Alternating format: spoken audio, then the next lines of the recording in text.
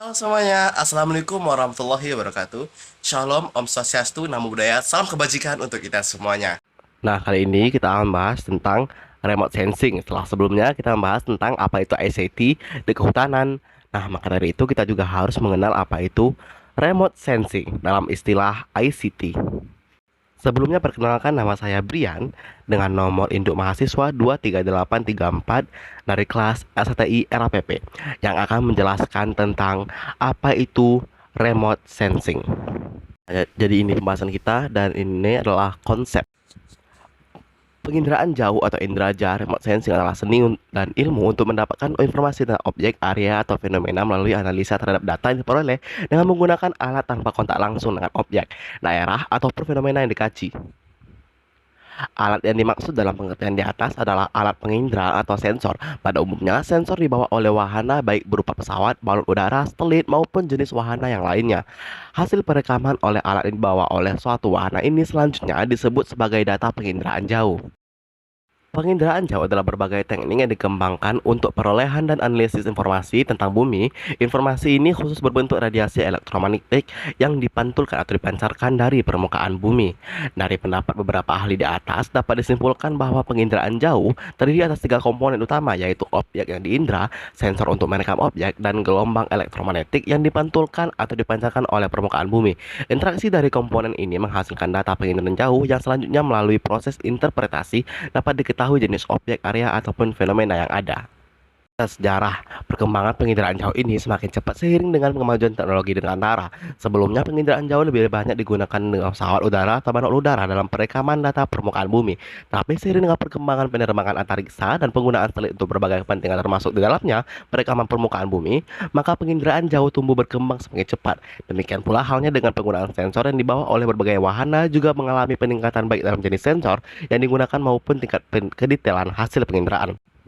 Satelit pertama yang berhasil diluncurkan dalam rangka monitoring sumber daya bumi adalah satelit Earth yang diluncurkan pada tahun 1972. Hingga saat ini telah ada ratusan jenis satelit dengan berbagai tingkat ketelitian dan berbagai panjang gelombang digunakan untuk berbagai kajian permukaan bumi. Nah, selanjutnya adalah prinsip perekaman dari remote sensing. Prinsip perekaman oleh sensor dalam pengambilan data melalui metode penginderaan jauh dilakukan berdasarkan perbedaan dari refleksi energi elektromagnetik masing-masing objek di permukaan bumi. Dari refleksi yang berbeda-beda oleh sensor akan direkam dan didefinisikan sebagai objek yang berbeda yang dipresentasikan dalam sebuah citra. Gelombang elektromagnetik yang dipantulkan permukaan bumi akan melewati atmosfer sebelum direkam oleh sensor. Awan, debu, dan partikel-partikel lain yang berada di atmosfer akan membiaskan pantulan gelombang ini. Atas dasar pembiasan terjadi, sebelum dilakukan analisa terhadap citra, diperlukan kegiatan koreksi radiometrik. Selanjutnya adalah manfaat dari remote sensing. Beberapa contoh manfaat dalam aplikasi penginderaan jauh adalah identifikasi penutupan lahan atau land cover, identifikasi dan monitoring pola perubahan lahan, manajemen dan perencanaan wilayah, manajemen sumber daya hutan, eksplorasi mineral pertanian dan perkebunan, manajemen sumber daya air, manajemen sumber daya laut, dan secara umum dapat dikatakan bahwa penginderaan jauh dapat berperan sebagai mengurangi secara signifikan kegiatan survei terestrial dan inventarisasi dan monitoring sumber daya alam. Dan banyak lagi dari manfaat yang dapat kita ambil dari remote sensing. Selanjutnya adalah karakteristik dari remote sensing. Data citra satelit sebagai hasil dari perekaman satelit memiliki beberapa karakter, yaitu karakter spasial atau lebih dikenal dengan spasial, yaitu penginderaan jauh memiliki luasan terkecil yang dapat direkam oleh sensor. Lalu, karakteristik spektral atau disering disebut resolusi spektral. Itu dapat penginderaan jauh direkam pada julat panjang gelombang tertentu. Masing-masing satelit biasanya membawa lebih dari satu jenis sensor, di mana tiap sensor akan memiliki kemampuan untuk merekam julat panjang gelombang tertentu. Dan selanjutnya ada karakteristik temporal, yaitu citra satelit dapat merekam suatu wilayah secara berulang dalam waktu tertentu.